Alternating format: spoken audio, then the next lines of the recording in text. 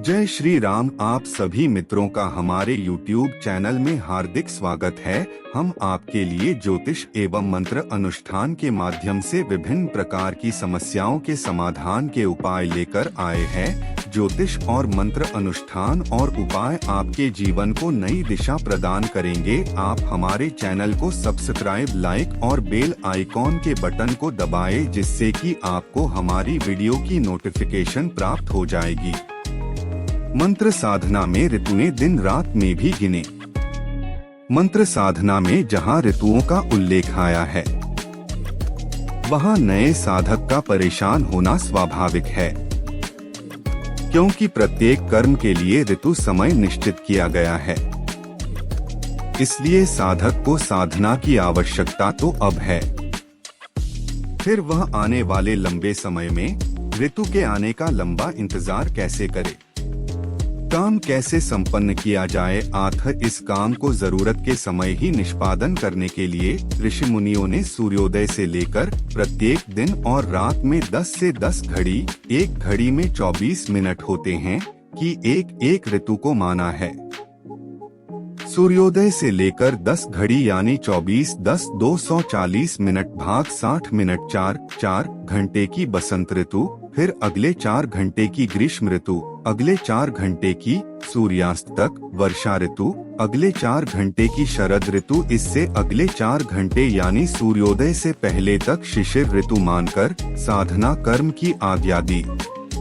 कई विद्वान दोपहर से पहले बसंत ऋतु, मध्य में ग्रीष्म ऋतु, दोपहर के पश्चात वर्षा ऋतु, संध्या के समय शिशिर व आधी रात के बाद तथा प्रातः काल से पहले हेमंत ऋतु का होना मानते हैं।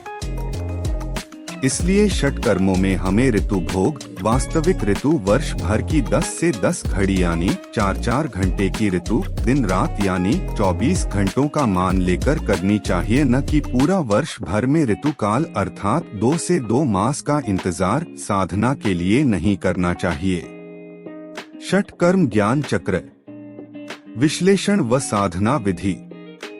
क्रम संपट कर्म का नाम एक शांति कर्म, रोग व ग्रहों की कुदृष्टि की शांति हेतु किया गया कर्म। अधिष्ठात्री देवी रति दिशा मुख, ईशान कोण सुखासन की मुद्रा हेमंत ऋतु।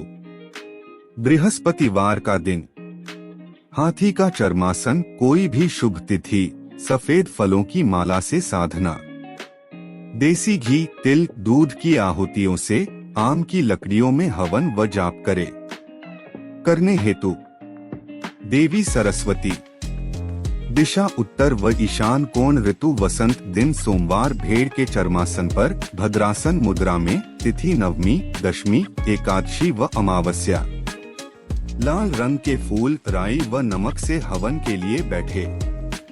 वशीकरण कर्म, स्त्री पुरुष, जीवधारी व अधिकारी को वश में करने हेतु देवी सरस्वती, दिशा उत्तर व ईशान कोण, ऋतु बसंत, दिन सोमवार, भेड़ के चर्मासन पर भद्रासन मुद्रा में, तिथि नवमी, दशमी, एकादशी व अमावस्या।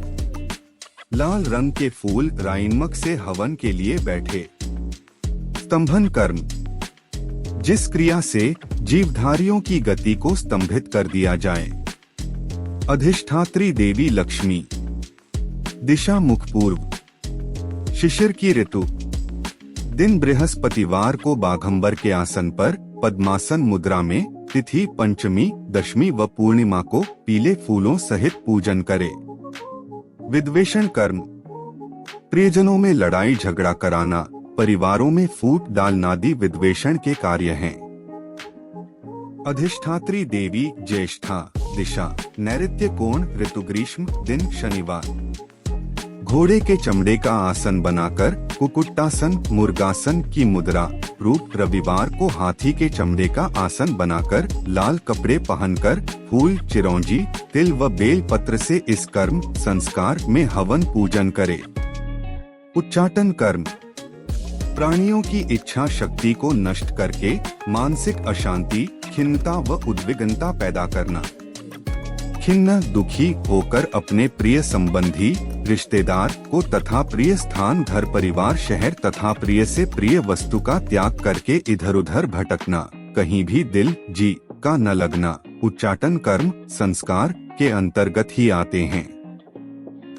अधिष्ठात्री देवी दुर्गा दिशावायव्य कोण ऊंट की खाल का चर्मासन लेकर उस पर स्वास्तिक की मुद्रा में बैठकर षष्ठी अष्टमी या अमावस्या की तिथि को बैठकर धतूरे के बीजों से हवन करने से, मंत्र पढ़कर आहुतियां डालने से उच्चाटन नाम का कर्म या संस्कार संपन्न होता है। मंत्र सिद्धि में गुरु का स्थान। पुस्तके लिखिता विद्यानैव सिद्धि प्रदानऋणा, गुरु बिना ही शास्त्रेस्मिन् नाधिकारः कथंचन। व्याख्या केवल पुस्तकों में लिखी गई विद्या गुरु के बिना सिद्धि प्रदान नहीं करती। रावणकृत उड्डीस तंत्र के अनुसार गुरु के बिना इस तंत्र शास्त्र की जो भी क्रियाएं की जाएं वे सिद्ध नहीं होती। अतः किसी भी तंत्र मंत्र की साधना को सफल बनाने के लिए गुरु अवश्य बनाएं। मानव नहीं तो भगवान शिव को जो तंत्र के रचयिता है को ही गुरु मानकर साधना करे। स्वयं अपने चित्र को सामने रखकर भी अपनी एकाग्रता बनाकर साधना संभव है। भोले शंकर के चित्र या प्रतिमा से या अपनी ही फोटो में अपने को ही अपना गुरु मानकर चित्र से आज्ञा लेकर साधना आरंभ करने और साधना की समाप्ति पर गुरु चरणों चित्र अपना शंकर या गुरु शीश नवाकर आज्ञा लें और सफलता प्राप्त करें। शशिहीना यथा रात्रि रवि विहीना दिनम, नृपहीना यथा राज्य गुरुहीना च मंत्रकम। व्याख्या चंद्रमा के बिना रात्रि, सूर्य के बिना दिन, राजा के बिना राज्य जैसे सुखकारी नहीं होता, ठीक उसी प्रकार गुरु के बिना मंत्रक विद्या सफल व सिद्ध नहीं होती। गुरुर् ब्रह्मा गुरुर्विष्णु गुरुदेवो महेश्वरः, गुरु साक्षात परब्रह्म तस्मै श्री गुरुवे नमः। व्याख्या गुरु ही ब्रह्मा है, गुरु ही विष्णु व शिव भगवान है। गुरु तो प्रत्यक्ष में साक्षात ब्रह्मा का रूप हैं। ऐसे गुरु को मैं कोटिशः नमस्कार करता हूँ। यंत्र मंत्र व तंत्र सिद्धि के लिए किसी साधु सन्यासी योग्य विद्वान या जिस पर आपका विश्वास हो उस व्यक्ति को अपना गुरु अवश्य बना लेना चाहिए। भगवान राम ने वशिष्ठ को, श्री कृष्ण ने सांदीपन ऋषि को अपना गुरु बनाया था। सम्राट चंद्रगुप्त ने चाणक्य को अपना राजनीतिक गुरु बनाया था। कौरव पांडवों के गुरु द्रोणाचार्य थे। एकलव्य की गुरु भक्ति प्रसिद्ध है। द्रोणाचार्य द्वारा भील बालक को शिक्षा से इनकार करने पर उसने उसकी प्रतिमा को ही गुरु मान लिया था और वह तीरंदाजी में पांडवों से भी आगे निकल गया था। गुरु दक्षिणा मांगने पर उसने अपने दाहिने हाथ का अंगूठा ही काटकर गुरु चरणों में रख दिया था। फिर वह बाएं हाथ व मुंह से ही तीर निकालकर ही निशाना बांधता था। सच तो यह है गुरु न सही उसकी प्रतिमा या फोटो में विश्वास जताकर साधना की सकती है तथा सफलता पाई जा सकती है। कबीर जी ने गुरु महिमा इस प्रकार गाई है। गुरु गोबिंद दो खड़े काके लागू पाए, बलिहारी गुरु आपने जो गोविंद दिया बताए इससे आगे कहा है। हरि रूठे गुरु ठौर है गुरु रूठे नहीं ठौर, कबीरा हरि के सटते गुरु की सरनी जाए। कह कबीर गुरु रूठते हरि नहीं होत सहाय। गु का अर्थ भारी भी है, यानी शिष्य से भारी अर्थात ज्ञान वाला। गु का दूसरा अर्थ है गुहा अर्थात अज्ञान की अंधेरी गुफा। रु का अर्थ है रूबरू कराना, यानी अज्ञान की अंधेरी गुफा से शिष्य को निकालकर ज्ञान के प्रकाश से साक्षात्कार कराना। कुछ विद्वान गु का अर्थ भारी या विद्वान से लेते हैं और रु का अर्थ अंधेरा या अज्ञान मानते हैं। जो भी हो, गुरु का सहज अर्थ यह हुआ कि गुरु वह विद्वान व्यक्ति है जो शिष्य को या किसी को अंधेरे में भी प्रकाश ज्योति प्रकट करके ज्ञान का मार्ग दिखा सके और शरणागत को अज्ञान के अंधेरे से निकाल सके। सतयुग में 7 बार थे, कलयुग में रहे 4। अब तो तीनों भी गए। मंगल, बुध, इतवार अर्थात सत्य युग में सोम, मंगल, बुध, गुरुवार, शुक्रवार, शनिवार व रविवार, इतवार आदि 7 दिन वार हुआ करते थे। परंतु कलयुग में आकर दिनों की संख्या घटकर 4 ही रह गई। वर्तमान में तो मंगल यानी मांगलिक शुभ कार्यों की भी कमी हो गई है। कथा कीर्तन व सत्संग का दौर कम होता जा रहा है। यानी मंगल गया। बुध, बुद्धिमानी अक्लमंदी के काम न होने के कारण बुध भी गया। शेष आजकल कोई किसी का इतवार विश्वास नहीं करता। आठ इतवार का दिन भी गया समझो। इन तीनों के जाने के बाद अब देखा जाए तो वर्तमान में एक ही वार दिन बचता है। वह है गुरु का वार यानी बृहस्पति। यानी आज के जमाने में पार उतारने वाला केवल गुरु ही बचा है। उसकी ही शरण में जाने से भला हो सकता है। गुरु ही सर्वश्रेष्ठ है, जो कुमार्ग से निकालकर सन्मार्ग पर चला सकता है। गुरु की महिमा का इससे अच्छा उदाहरण भला क्या हो सकता है। अतः हमें गुरु अवश्य धारण कर लेना चाहिए। गुरु महान है। वह साधक में अपनी शक्तिपात क्रिया द्वारा अपनी शक्ति ताकत की स्थापना करके उसे शिव का रूप प्रदान कर देता है। गुरु दीक्षा के ब्रह्म दीक्षा, शक्ति दीक्षा व मंत्रक दीक्षा आदि 3 भेद हैं। सबसे पहले साधक को मंत्रक दीक्षा ही दी जाती है। परीक्षा में पूरा उतरने पर उसकी कुंडलिनी जागृत करके गुरु ब्रह्मा दीक्षा प्रदान करता है। इससे साधक स्वयं को परम शिव में आत्मसात कर लेता है।